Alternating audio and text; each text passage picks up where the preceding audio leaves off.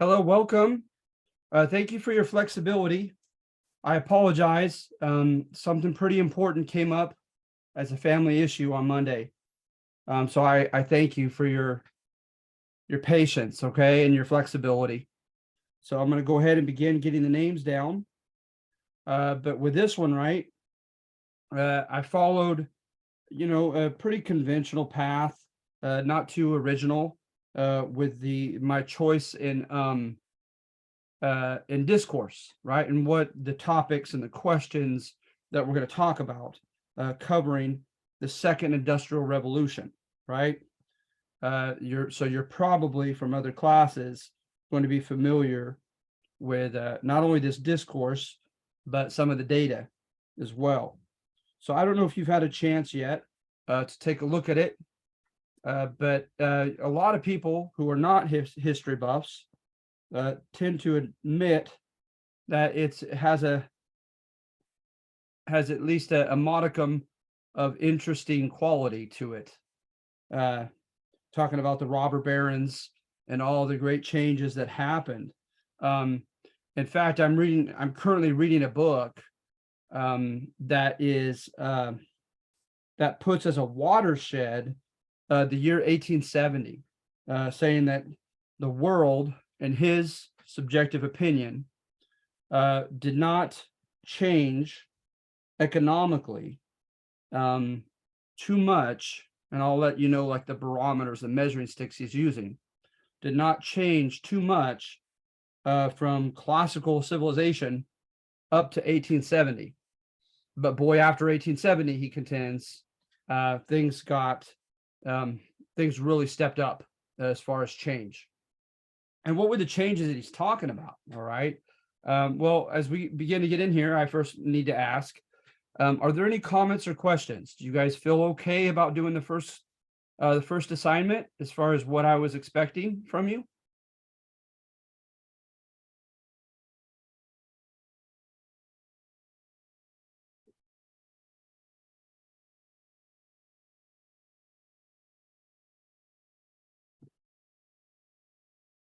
All right, don't be shy if you have anything to share.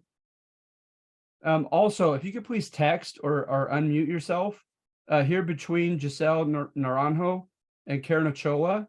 It just says iPhone. Could you please help me out with your name so I make sure that you get credit for being here today? You get your extra credit points.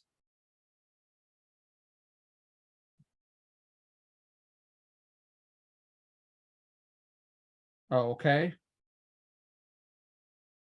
All right. Okay. Well, yeah, that your name popped up before this, so that's good, Melody. I have that one already. All right. So we're going to go ahead and jump into saving the screen. All right. But let's see here. So number one, right? I give away again much by the titles. American leaders created a fertile soil for the economy to flourish. Okay. So I start off with the founding fathers, and I say that, and this is all very argumentative, you guys. All right. You don't have to agree with any of it. That the capitalist system was amenable to change and progress and wealth. And that is right, that as opposed to like before them, the founding fathers, they had mercantilist economies that were controlled, at least theoretically, if not actually, by the crown and his or her like consulates that granted monopolies and all of that to the well connected people known as patronage. But with a capitalist system, right, you open the system up for anyone to buy and sell, for anyone to try to learn a trade, etc. Right, and the idea is capitalism is more in line with human beings' selfish nature. So,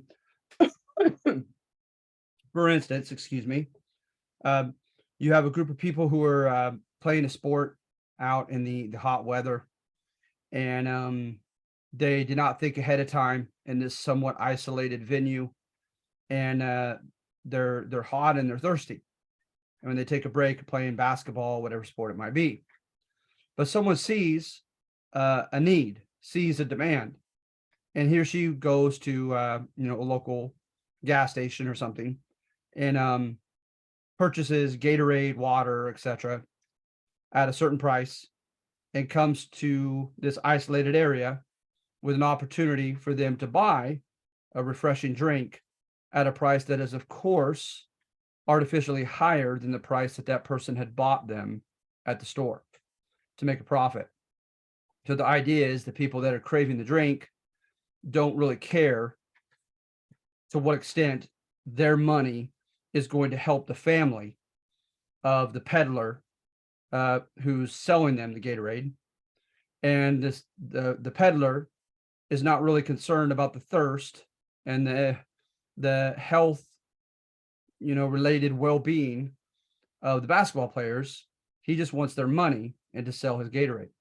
But somehow it all works out, says Adam Smith and the writers of Capitalism, that everyone could be selfish and adhere to that inherent nature in an open system, and that there are naturally checks and balances that put a halt on injustices and excesses. All right. So, for instance, if you are selling, if you're not paying your workers highly enough, a competitor will, and they'll quit your job and they'll go work for your competitor. If you're selling your prices, if you're selling your products at an exorbitantly high price, your competitors will not, and they will undersell you, and people will buy their products instead of yours, and put you out of business if you're inflexible about your high prices, right? They also said that even people's their vanity, their desire to look good in their community and not be seen as being rapacious and greedy and ruthless as an employer, will hold them in check, as well as they'll want to maintain a decent reputation. So all these are examples, right? Along with the laws of supply and demand and all that, of checks and balances naturally in the system, in the universe, if you will, that operates supposedly to make capitalism a safe and effective economic system to live under. So then, in addition to that, but notice our founding fathers did not have a laissez-faire capitalist economy, right? Let it be, like no government intervention whatsoever. I make the very argumentative statement here that the founding fathers intervened just enough to deliberately promote economic development, but not too much so that economic development would be stifled. All right. So, for instance, in helping in a positive way, as opposed to a laissez-faire, true capitalist economy, which we've never had. Subsidizing, right? Where the government says, you know what, there will be certain endeavors, certain products, certain services that may be so expensive, so time-consuming, so arduous, that a would-be entrepreneur just won't have the means or won't have the desire to engage in, right? But if supposedly those goods and services and endeavors help benefit the entire country, then, said Alexander Hamilton, it's up to the government to make it worth their while for the good of the country. So, right. So for one, the couple words I think of are diversification, right? So if we're dependent on key industries, like at first we were dependent on textiles from Flanders and Belgium and Europe, okay? First depending on metallurgical objects and products from Germany, okay, and from England and Scotland. That's not a good thing, said the founding fathers. We don't want to become economically dependent upon another country in case we go to war with them, etc. So at any rate, they said we need to make it worth people's while to develop, iron foundries, textile factories to make clothing, et cetera, et cetera. So they will subsidize, they will help pay them to do that, to make it worth their while. And the example of our time period that we're on here in the 1870s that is most salient, that sticks out the most, is are the railroads, right? And I mentioned that last class, I believe, how they would give them so much acreage of land per mile, depending on how difficult it was to lay the tracks and expensive it was to lay the tracks for that mile, whether it be plateau, flatland, desert environment, or most expensive and most highly, subsidized mountainous terrain. So you have all this going on. So again, we're supposedly, according to number one, we're setting up a system and we're operating a limited capitalistic economy that is most conducive for us taking off and becoming, by most measuring sticks, the number one economic power in the world by World War I. Okay. So then also you have a Supreme Court and the lesser courts. And what they're going to do is they're going to make sure that America has a business-friendly environment, right? So for instance, if you want to invest in a certain country, if they are constantly having revolutions and civil wars and coups, and they're very politically unstable, that absolutely is going to turn you off from wanting to invest in that area, not knowing if any given change of government is going to lead to them nationalizing your property, just taking it over, the government. And so that's an extreme example, but there are ways in which you can create a healthy, not healthy even, but an enticing economic environment. So on a couple of these cases, right, what they contended was that the states have very limited ability to deal with interstate businesses. Any business that technically goes from one state to another state across state lines in its business, then technically it would be under Article 1, Section 8 of the Constitution, and it'd be interstate commerce, and hence that's up to Congress to take care of. And Congress, of course, was doing nothing, and they knew it, to regulate interstate trade. And so now they're just making sure that the states could not regulate interstate trade. Okay, so like Wabash versus Illinois. Then they also had cases in which people made fraudulent purchases of land that did not belong to the seller, right? And in those cases, there's more than one. The seller got in trouble, but not the purchaser, if you will, not the consumer. He who consumed it supposedly bought it in good faith, believing that it belonged to the person to whom claimed sold it to him, and so hence he was entitled to that land in the case of a land acquisition down by Alabama.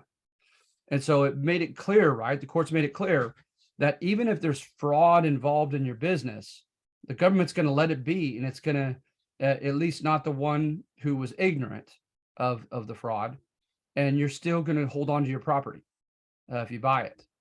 So courts have that power, right, to make an environment conducive for people to feel confident and desirous of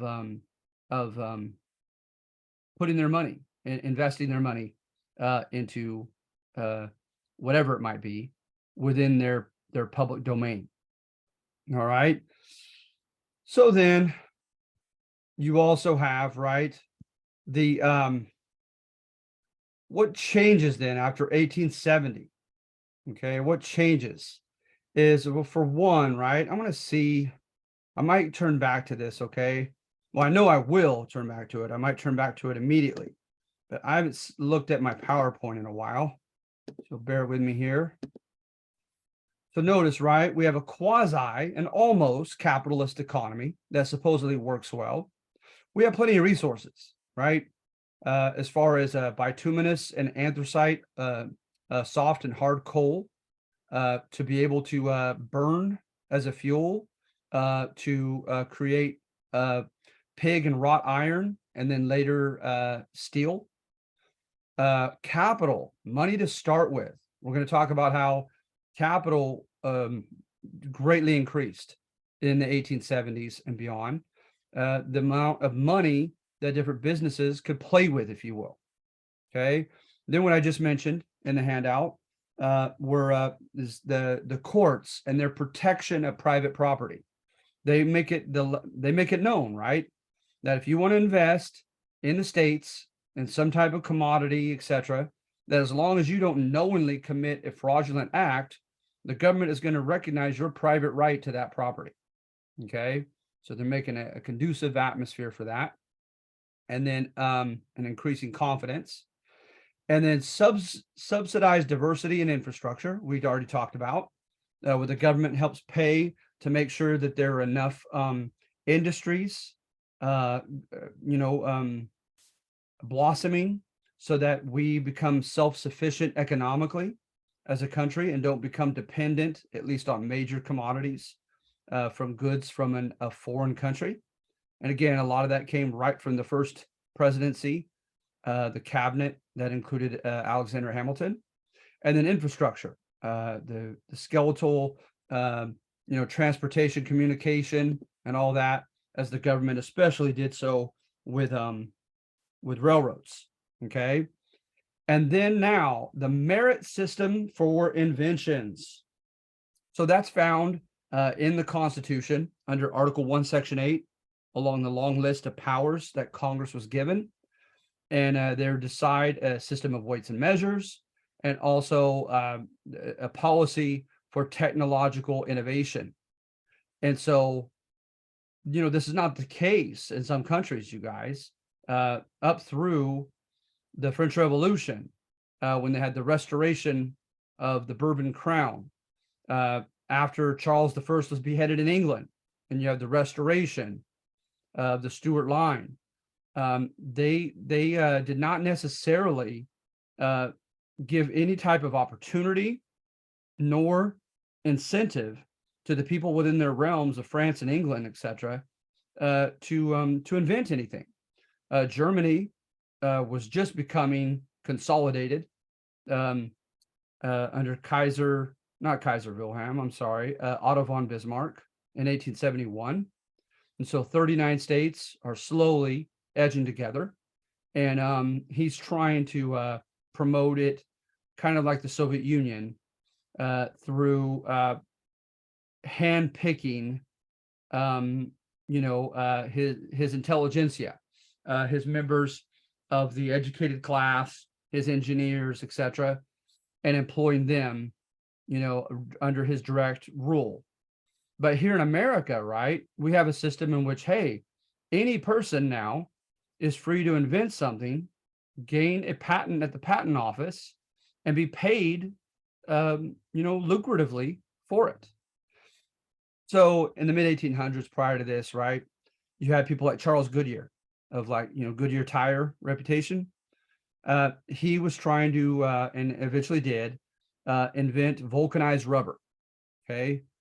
Well, quite often in his biographies, he literally went to debtor's jail because he could not and did not pay off his debts, and he would refuse at times to work a 9-to-5 job, just obsessed with his inventions.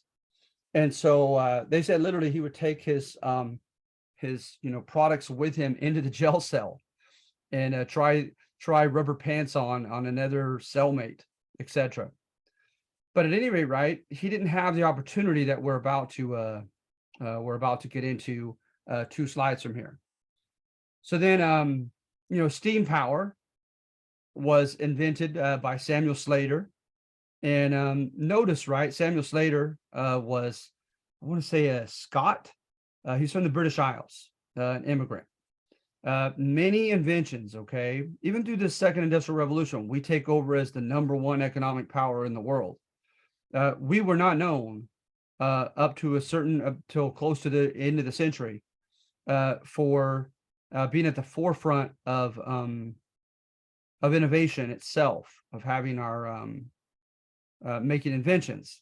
But we were known for were taking inventions of immigrants or found in other countries, etc., and making them very useful and putting them to good use, profitable use, okay, on a practical level. And so that's what America became known for. So at any rate, flour mills, textile mills, right, with clothing, they now are inventing these steam engines, right? And when you look, again, this is an example, you look at those who are inventing the steam engine, they're almost all in Europe. Then you look at those who created the steam engine to power other things. Now you're finding it in America, okay? But the steam engine itself, no. The steam engine in a moving, object, the beginnings of like the steamship, and the railroad, not here at first. We borrowed from elsewhere, but we made practical use empowering the steam engine to power other engines that could produce some type of commodity. Okay, again, putting practical use to someone else's invention. So it culminates in the most famous of ours was the coreless steam engine. And at any given time, it had hundreds of machines tied to it. And its steam power was keeping them functioning. Okay. Isaac Singer, his sewing machines and his looms for clothing. Stone and lumber saws, mining, an immigrant named Frederick Weyerhaeuser. The Walter press, are also known as the second part of the cylindrical rotary press, is invented so that you can mass produce newspapers and books, right? Giant steam hammers for bridges and skyscrapers here. Okay, so we're putting them to practical use, all right? The power and steam, okay? And then, of course, the other power that we're going to use that I'm not sure if it is on the next page or not, and that is, of course, electricity, right? And everything will become slowly electrical, especially with the monopolistic power of a guy named Westinghouse, who's going to run with electric power later on. But here's where it's interesting, right? With electric power and so forth, is that corporations come of age at this time, right? And the corporations are going to become open and public. So hence they're open to governmental intervention, governmental scrutiny, right? But at the same time, they're open to have a myriad of people from all over the world have what was it called? Excuse me. That you no longer, because see, in the old school days, you were responsible, no matter how much or how little you had invested in the joint stock company, etc. You were responsible collectively for dealing with debt and for dealing with bankruptcy, etc. But now it's limited liability. Okay, so all you have to worry about is losing the very amount of money that you invested into the company and no more. So there's no worry about carrying the company on your shoulders, and however number of shares, right, that you buy of the capital that's owned, and as well as the assets of property and machinery and all that owned by the company, which is now, as a public corporation, has to publicize it, right? Like with the stock market. You are allowed to extract that amount of share wealth from their profits, from their stated profits. So at any rate, a lot of people are going to invest in these machines or in these corporations, right? General Electric, etc. And so now that greatly increases the capital, the money that these big companies have to play with. And so included with that money, what they try to do are a couple things, right? One is they engage in economies of scale. They buy tons of machines, right? They're able to pay for engineers who could paid for the upkeep of those machines and to repair them should something go awry with them. you have multiple premises on which you have the machines, and you have a myriad of workers that you're paying hourly, daily wages to as well.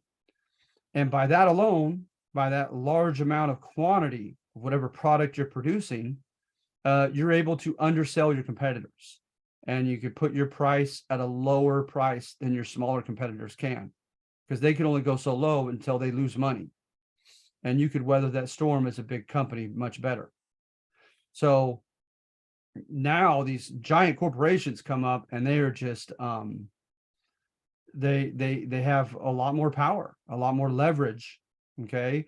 And then the idea was, from conservatives, is that everyone was benefiting from these companies providing cheap, available products and luxuries, when prior to 1870, most people in the world, including the industrializing countries, did not have the economic means to buy luxuries. They were just trying to buy their basic necessities. But now we become a truly consumer society after 1870, whereby mass-produced products that we don't need is something we take for granted now, right? We don't technically subsist off our cell phones and other things, right? But boy, we feel as if we need them. We have a false sense of them being necessities, when really they're technically, in the economic terms, luxury goods. And so at any rate, that change to what we see now as a more modern society happened in the 1870s and thereafter. All right. And some of it had to do with these big corporations coming into being. So then not only could they invest in big things and so forth, but they also began to open laboratories, and they tried to look around at the universities and elsewhere to try to find the best and the brightest minds and pay them to tinker around the clock for ways to give them basically an edge over their competitors, right? To make their product do something that the other company's products could not do, to make it more convenient, more effective, more efficient, whatever it might be, depending on what they're creating. But that research and development can give them that cutting edge, right? And again, the argument from conservatives is yes, albeit the corporations have a very selfish motive. They're trying to beat out their competitors. They're trying to get as many people as possible to want their products, right? And to purchase their products. But they're still bringing about collective benefits to the country and providing these goods and these improved, technological toys, if you will. And so the two most famous, right, that go on that are here, you can't quite see on the picture to the right for our names and my face, but they're right here. And that is Thomas Edison at the top and Nikola Tesla beneath him. Okay. And so Thomas Edison was, famous for the incandescent light bulb. He became kind of a hitman for several big corporations like General Electric. And he was good at recruiting other scientists and so forth. And so he is a symbol of this marriage, right, between academia and business, and the business leading community. And then Nikola Tesla, just his number of inventions, his breakthroughs just with his own individual genius, the beginnings of remote control, the phonograph to listen to music, lots of stuff, right? His most famous, as you see in the picture there, was his magnetic coil, as it was called, Tesla coil. But he wanted to employ what was seen as being too dangerous, the power of alternating current in electricity in more of its natural form, as opposed to direct current, which was safer, but not as powerful as an engine source, to power things. So Nikola Tesla at first was seen as, too reckless. And the fact that he sent up electrical, electrical beams up into the atmosphere, and claims that alien life gave him responses back and a few other things. He lost some credibility there for a while. But his idea of alternating current pretty much won out from the current that we use to this day is alternating current most of the time with electricity. And also, it was sad for him that a lot of his inventions, he claims he was promised a higher percentage to the rights of profit to the companies that he was paid for to tinker with. And also that he contends that some of the patents were not put under his name, and he didn't receive a portion of that either through the company because others claimed that they had patented it before him. And that happened quite often. For one reason is that people were, like I mentioned with Charles Goodyear, unable to have a daily, they don't need a daily job now, right? They could tinker around the clock in these labs and they're getting paid to do so. So they don't need a day job to pay their bills. And not Nikola Tesla, but Edison was known, oftentimes the joke was that most of his inventions were in the wee hours of the morning between midnight and the rising of the sun. And oftentimes he was a bit inebriated while he had done so. So at any rate, that's a new opportunity, right? But people that are wanting to be hired as inventors by these corporations, they would put a diagram. They would pay for an ad in the paper, put a diagram of where they were, explaining how they were just 1 or 2 steps away from completion of their idea, and asking, right, because they needed credibility, saying, it's showing here, this is the extent of my genius.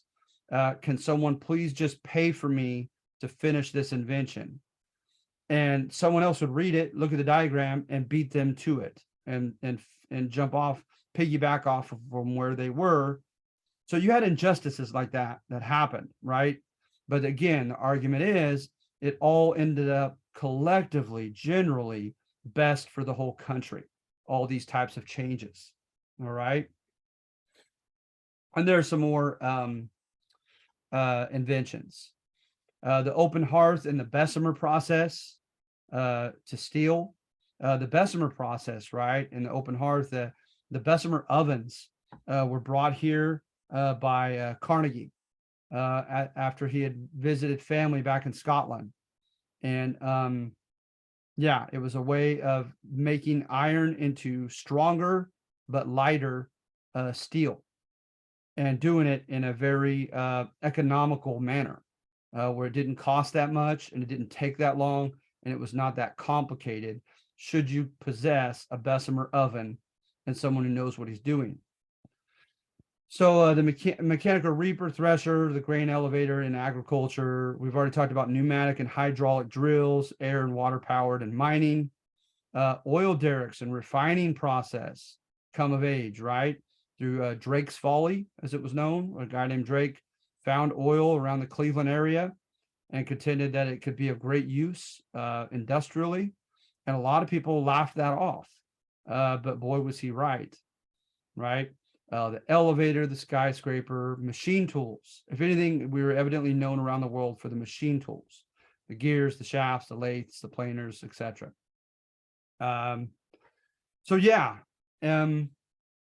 So going back to this, right? It's the idea that we're patting ourselves in the back, you guys, right? We're patting ourselves in the back and saying, see, we deserve to become the #1 economic power in the world because we made great strides to do it.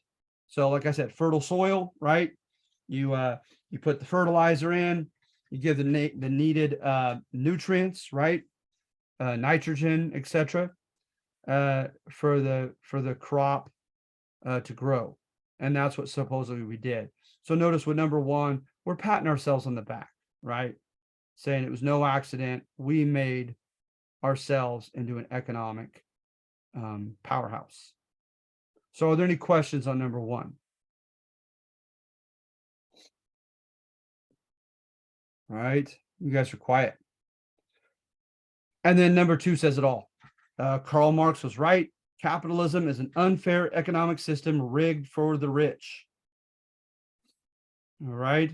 So you had people who were able to gain access to so much capital, so much money to play with, right?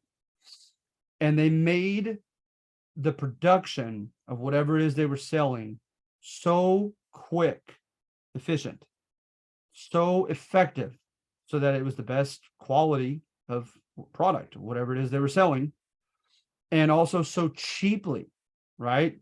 That it didn't cost them that much to produce it. So that all of those contributed to their ability to put a lower price than their smaller competitors could. And I should put up a diagram, but if you just think about it, you have a limited budget.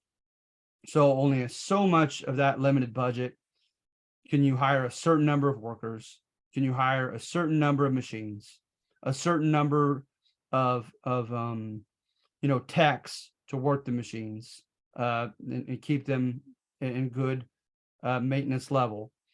And then you have to pay your workers wages, right? You have to pay for your property that you work on. You have to pay your taxes, property taxes, etc. No income tax yet.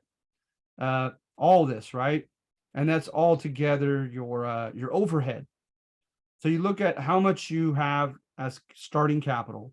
You look at how much is your overhead, cost everything before a penny even comes in, a profit. And that will dictate how low of a price you're able to make your product, right? And you go under a certain level and you're going to start losing money instead of making it. So not so with the big guys. The big guys, by economies of scale, kind of like Walmart, they have such a vast number of products that they created so quickly, so cheaply, right? And they're sitting on so much money that they can afford literally to put a lower price on their product. And let's face it, with their research and development and better, more expensive machinery, etc., oftentimes their products were not only cheaper, but they were of higher quality as well. So if you're a consumer, of course, right, it's kind of a no-brainer. You are very likely to buy the better quality product that is also cheaper than its competitors. And so the big guys started gobbling up their smaller entrepreneurial competitors during this time. A person who represented the ability to get multiple lenders, creditors to lend him money was John D. Rockefeller, famous with oil. Okay. He also was very effective in streamlining his production, making it quick, efficient, and cheap so that he could put a lower price on his oil. Okay. So, hence that you see there, secure, maintain its hegemony, its domination, right? This large, bigger class. So, for instance, another example is also through, excuse me, through the ability to throw their weight around, okay, for lack of a better, more articulate way of putting it. And again, let's go back to Rockefeller with oil. He would place his refineries, right?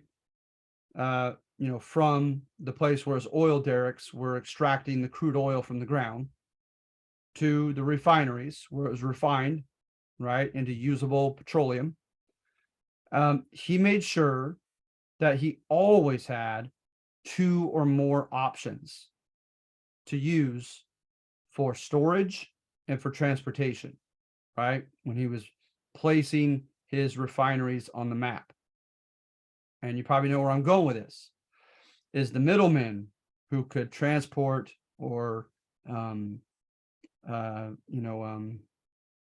store his oil, they could charge, and they did charge by the pound. Okay. So they got you, these middlemen, right? And if they had an opportunity, they'd stick it to you with how much per pound.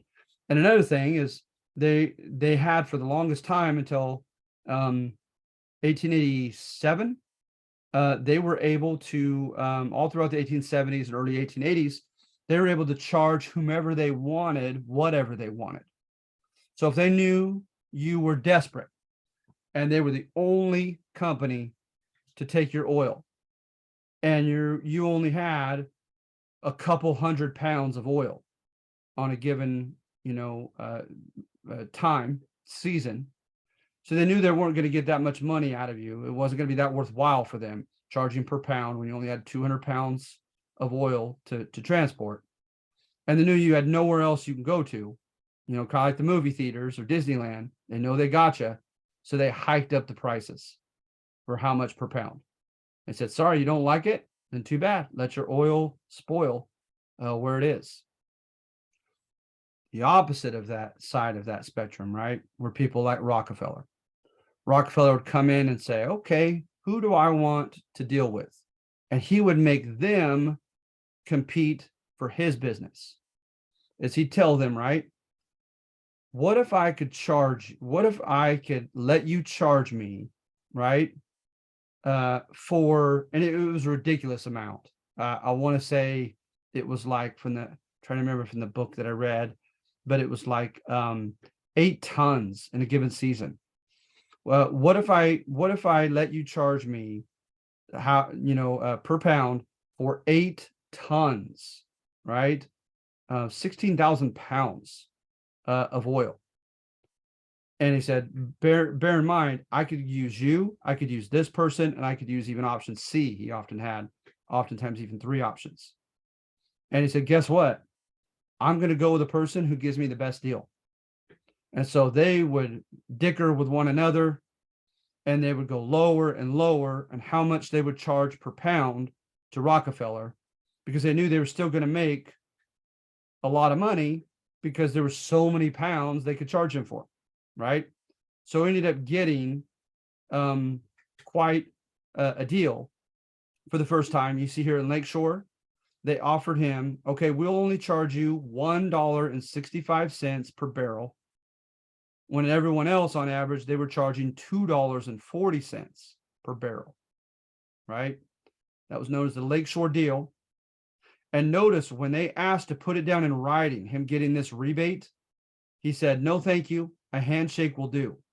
So some people believe that he inherently knew, as a church-going Christian, etc., that what he was doing seemed not only a bit unfair for the lesser fortunate entrepreneurs who couldn't have that leverage to use, but perhaps even someday illegal to get that deal when no one else could. And so he didn't want it put in writing. Okay. So then you also have so you have the American dream that's kind of squashed out by the other entrepreneurs who were fighting over it. You have industries that are just taken over by individuals, and this small groups of individuals and companies. So you have, Cyrus McCormick took over agricultural equipment. Rockefeller virtually monopolized oil eventually. Carnegie virtually monopolized steel production. Okay. Et cetera, et cetera. And so what are you to do as a smaller competitor? You had no choice but to capitulate to them oftentimes. And so they call it vertical integration when you control every part of the production. So Rockefeller, right? He controlled the oil derricks and the land in which the crude oil was extracted. He made his own barrels to put the crude oil in. He bought a majority share of the main railroads that he used to become as a major shareholder on their big board, and gave himself rebates, right? Uh, um, for how much he charged himself to have his oil transported on the railroads. Then they were directly brought to refineries that were controlled by him. He didn't like the fact that so much of the crude oil, when being refined, was leaving behind so much residue, and it seemed so wasteful to him. He kind of had that OCD type personality.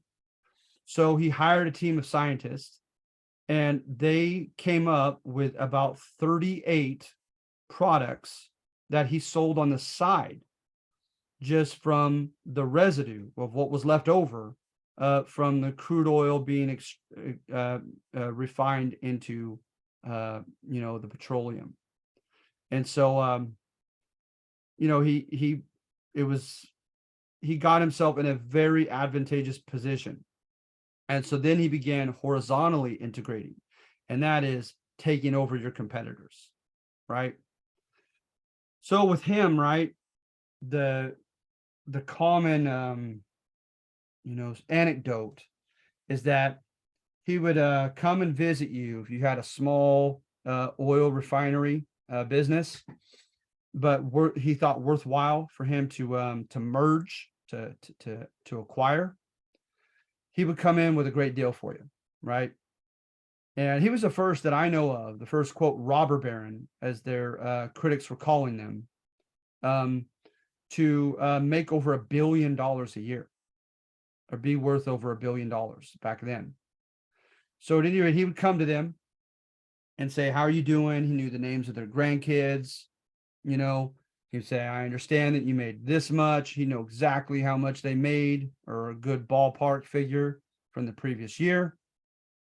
He says, "I'll tell you what, how about I have the machinery to extract deeper and much more oil than your machinery is capable of extracting.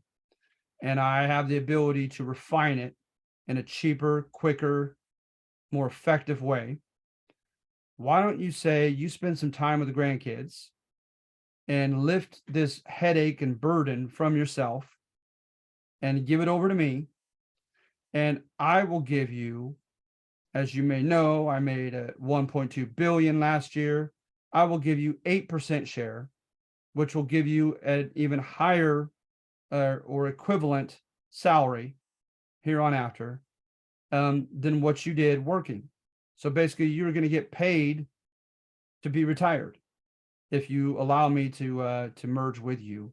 I'll take this headache off your shoulders." And quite a few competitors took his deal. All right.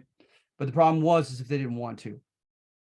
If a lot of times, right, it wasn't about the economic side of it many times, because, I mean, what a deal, right, that he was able to offer people to share in that wealth.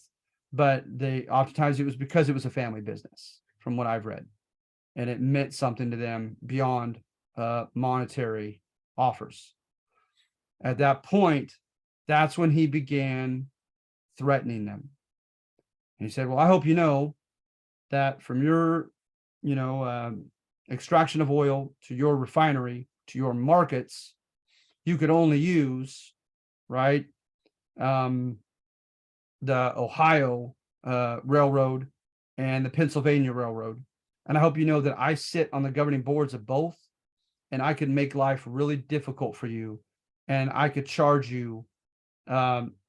charge you an exorbitant amount per pound of your oil." So he threw his weight around like that and became a bully, basically. And we know this from later on writers investigating him and his business practices, which we'll get to soon. So at any rate, you have things like such as that, right? And then not only could the big guys, right, undercut their competitors, their smaller entrepreneurs or business owners, but they also could keep their own workers of the industrial laboring class, right, who Karl Marx called the proletariat. right? The manual laborers. They could keep a, quote, glass ceiling over them as well. And as you know, that term is usually used for women. It became famous with the case of women later in the 1970s. But I think it fits here, right? Is that you don't necessarily have laws saying, we're not going to give a raise to our workers. We're not going to promote any of them to foreman or supervisor position. We're not going to allow any of them to become, white collar workers. But you just don't. So the ceiling's there, but you can't see it because they don't have it overtly stated in their policy. So a lot of them, right, they tended to look in the local environment of where they had their factories, and oftentimes they employed the marginalized ethnic group of immigrants that were there. And why do you think that is? As a lot of people would say, they were no dummies. That was the most easily exploitable, right, demographic in their area. So Carnegie, right, he had a lot of Central Europeans that moved into the areas of his factories. So Poles, Hungarians, Czechs, although that's getting a little bit toward Eastern Europe, and these other ethnic groups were the primary, demographics that he hired, and they didn't pay him that well, right? And the same thing, the list goes down with other robber barons. And so when you look at this quote here, this is from the textbook that I recommended, but it's not required, right? But look at some of these facts here. Let's see here.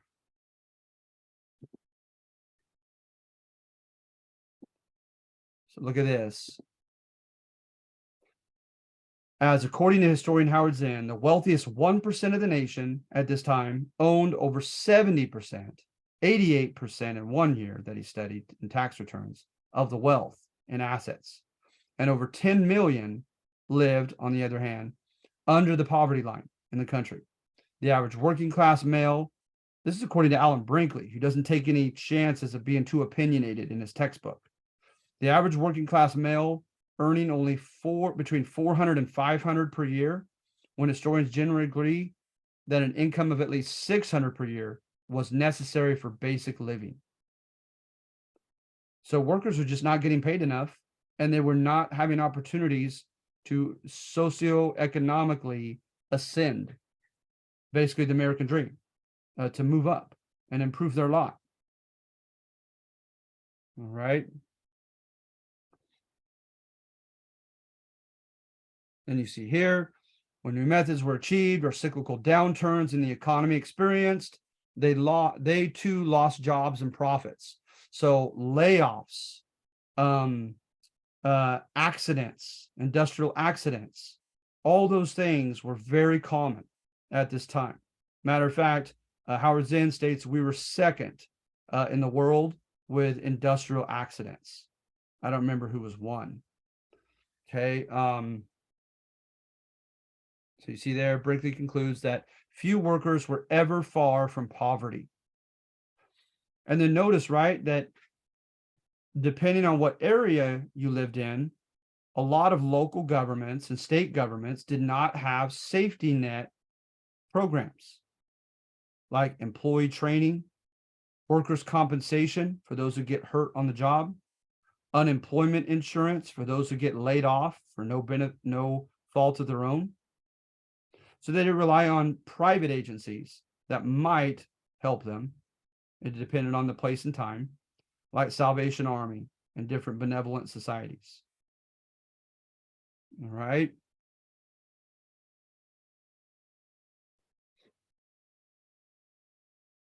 Cornelius Vanderbilt became famous first with a schooner business between Long Island, Staten Island, and the mainland New York. Then he got into railroads, and he was trying to buy. This is the extent of, like it was kind of an oligopoly of just a few people trying to take over everything. He was trying to buy a trunk of railroad lines that included like the New York Central, the Erie Canal, the Pennsylvania Railway, and a couple others that would go basically from the Great Lakes all the way to New York City. And he wanted to control that full line of railroads by buying a majority share, utilizing his own wealth and buying a majority share on from each of those stock of each of those companies. And he ends up in a rat race with the guy beneath him, Jay Gould, a quiet guy who you had to watch out for. Jay Gould one time worked for a leather company, and they began to trust him to manage their money, and he abused that trust, and he tried to corner the market in leather hides and lost everything. And Charles Leop, his boss, ended up committing suicide. He also was guilty of such fraud and dishonesty with the stock market that a lot of the later stock market rules and laws are named after Gould. He was the villain of the stock market. And he and a couple other gentlemen tried to, they ended up ousting Cornelius Vanderbilt, but not fair and square, not simply by out purchasing him to get this trunk line to New York City, right? What they did is they put in dummy names. So when he saw them being bought from underneath him, he thought nothing of it because there were multiple names that he had never heard of, etc. And then they came through at the end saying this all belongs to Jim Fisk and Jay Gould. And they bought a couple of the railroads out from underneath him that way. And he contended that, he wanted to kill them, but instead he was going to financially ruin them. And when they were put under investigation for fraudulently putting in false names, Jay Gould infamously met at a hotel, went across from New York to New Jersey, and had supposedly the famous story is had a suitcase with $1 million in it to bribe the judge secretly to let him off. So at any rate, you have stuff like that. And we've already mentioned mainly Rockefeller, Carnegie. JP Morgan was the one that stands out in this list, and that he was born already at the finish mark. His dad was an international financier. He was granted millions of dollars as a young man to start off on business ventures by his father. But the others, to add a little complexity to it of making bad guys out of them and bullies, they were more moderate and even poor in their background and their origins, and kind of did have a bit of a rags to riches story, but not JP Morgan. And JP Morgan got involved in all kinds of stuff, railroads, utilities or electricity power, finance, banking, lending, etc. All right, so any questions on number 2? Makes villains of them, right? Could I get a thumbs up from someone that you guys could hear me okay and you guys haven't fallen asleep?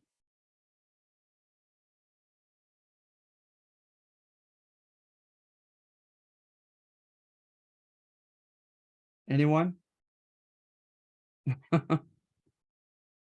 Are you there?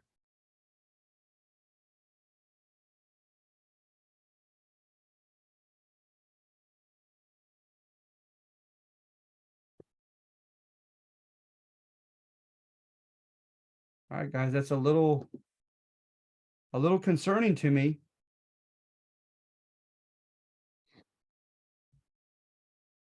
I'm going to continue on and do my job. All right. And number 3, this is revisionist. It revises the cynical view of the founding fathers. says that to a degree they earn their success. And it's from Ron Chernow's biography called Titan of Rockefeller. And you see how he had choices to make, and very often he made good ones.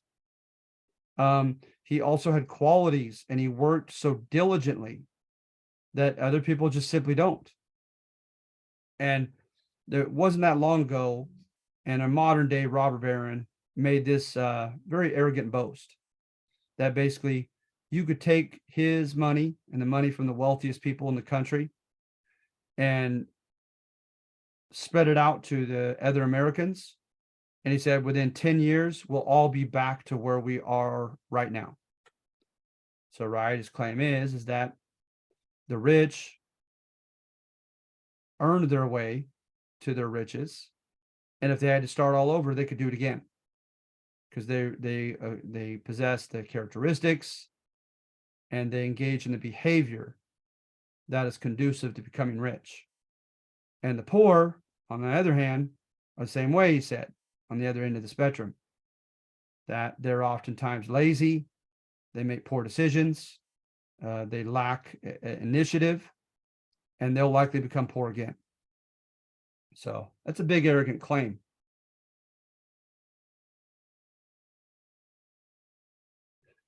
So on this one, I brag on Rockefeller, right?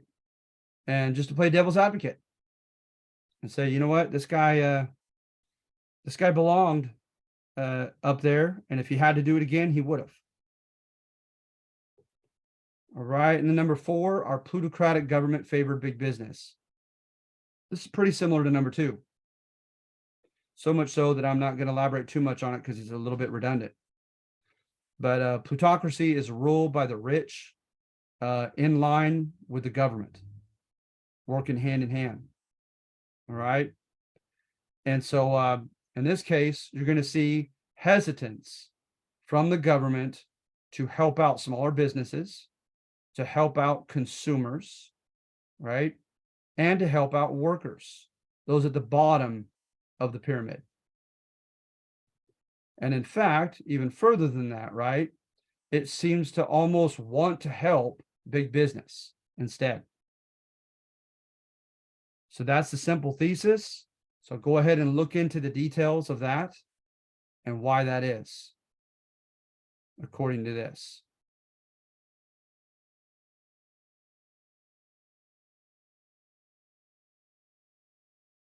And then number 5, Alan Trachtenberg, blame the system and not the robber barons. He says, right, don't blame those who won and make villains of them like you did in number 2, but blame the system that almost forced business owners to be ruthless.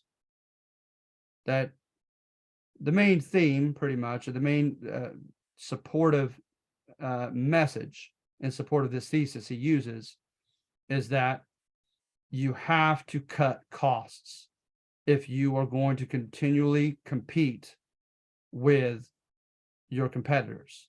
And as I said before, the end variable of the prices and the quality and the number, the volume of goods that you produce are going to help you win or lose.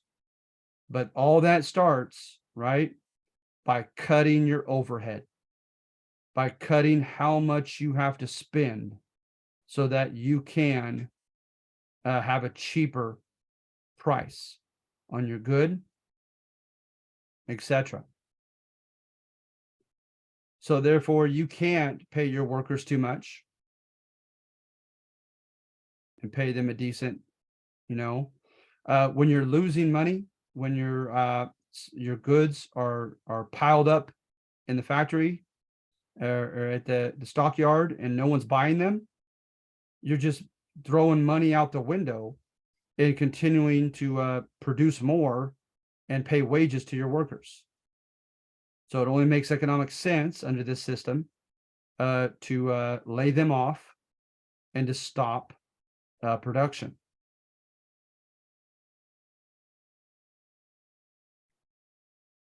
Your workers want to unionize. Well, what's going to happen from that? If they do the collective organizing thing, it's going to empower them. It's going to embolden them, and they're going to demand one more concession after another. So you're going to do everything you can to dissuade them or prevent them from unionizing, right? And then a machine at this time is capable of more methodical, dependable, unvarying productivity than human hands are. So when you can afford it, it's worthwhile in the long run. It's cheaper in the long run, or more profitable to use a machine rather than a human. So those are just some of the examples you see in number 5, in which Trachtenberg, I just thought it was a thought-provoking thesis that tied to number 2, is that some of these people that engaged in these great I was going to say strikes, but we're going to get more into that later with the progressive movement, but who engaged in this predatory behavior, right? That Alan Trachtenberg says this competitive capitalist system almost forced them to. It made them constantly paranoid and constantly on edge, constantly looking to do whatever they could to keep an edge over their competitors. So I thought that was interesting.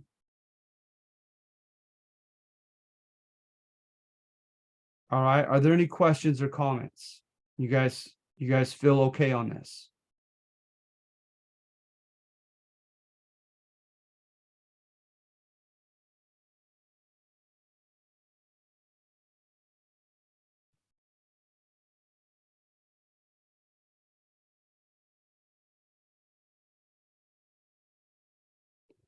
All right, guys. I'm gonna be honest though. I kind of, I stopped for one, the amount of time. But I'm not gonna give every single bit of the data and give everything into every one. If I can't get at least a little bit of feedback, guys, it discourages me. It makes me want to just get done with it. So please, maybe you're being bashful. I don't know, but if there's an issue with that, Camus, message me. Tell me why, because I don't understand presently why I can't get a single response. All right, so I'm going to go ahead and call it a day. That's number 5. That's the final number. All right, so that's that. So this is assignment number 2, week 2. So thank you for coming, and you'll get your 5 points. You're welcome, Marco. Thank you.